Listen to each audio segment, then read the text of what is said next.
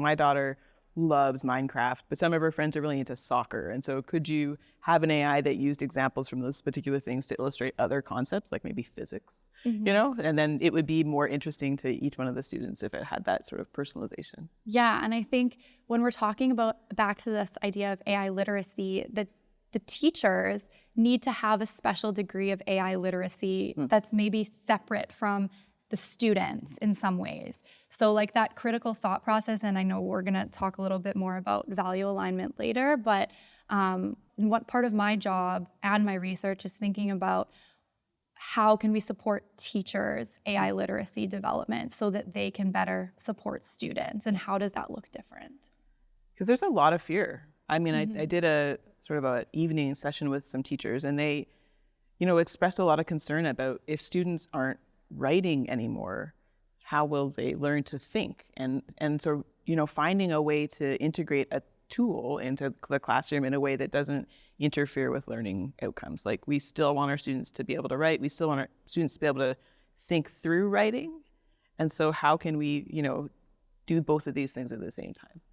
Yeah, I read this really interesting piece lately, and the author's name is escaping me right now, but it was he was advocating for a bilingualism of sorts with AI in education. So teaching kiddos how to use these tools and like what's going on behind the scenes, but not throwing away the pen and paper, not throwing away the traditional forms of education that we know work, and the traditional pedagogy and instructional strategies that we know are best practice in education. And so I think from my work with teachers as well, like that's something that I'm seeing, is that we have teachers on both sides of the spectrum. Like, there isn't a bilingualism, right? They're not meeting in the middle. There's either the folks that are like, no, pen and paper only, no tech in my classroom, or it's the complete adoption of tech. And then it's like, they don't need those skills anymore. So I'm very much a proponent of that middle ground. I think it's also important to like step back and realize that although this is a transformative technology and things are changing very quickly and it makes people worried and upset, the history of things is that this happens over and over and over. We don't have to look too far back to look at the internet. When I was in high school, the internet was not really a thing. By the end of university, it was a big thing in my educational experience. And you can roll the clock further and further back. Like, I was reading The Great Train Robbery, and it was talking about how England was revolutionized overnight when cities arose, right? And it just fundamentally turned life upside down for every single person in the country, right? Going from rural to urban environments. And so we've been through these disruptive changes, and it's just important to take a historical view of it and say, this is a little bit messy, this is concerning, it's scary, but we'll get through it like we usually do. Yeah, and I think if you had asked me around this time last year when ChatGPT was very new, like where we would be now a year later, I would have thought there would have been more impact sort of like on jobs, but it does seem to have happened a bit slower. And I think that's also par for the course, that we have these ideas that things will change so quickly.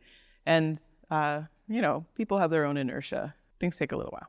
Yeah, and I think, these things are often accelerated by the media wanting to inflate and excite people. Like that's kind of how they operate.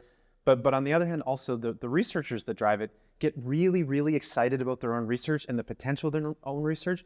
And sometimes they're not as careful as they could be talking to the general public about it, because they convey their broad view and vision of the future, and then people interpret that as that's tomorrow. Yeah. And I think that's what confuses the narrative a little bit too. I mean, I think some jobs have changed already. Like, I think I'm not a computer programmer in industry anymore, but I was at one point, and I think people in industry are using, code generating chatbots now, and their jobs have changed. Yeah. But their jobs haven't disappeared, and I guess that was sort of the thing that I was most worried about. But I mean, yeah, as you said, things change all the time.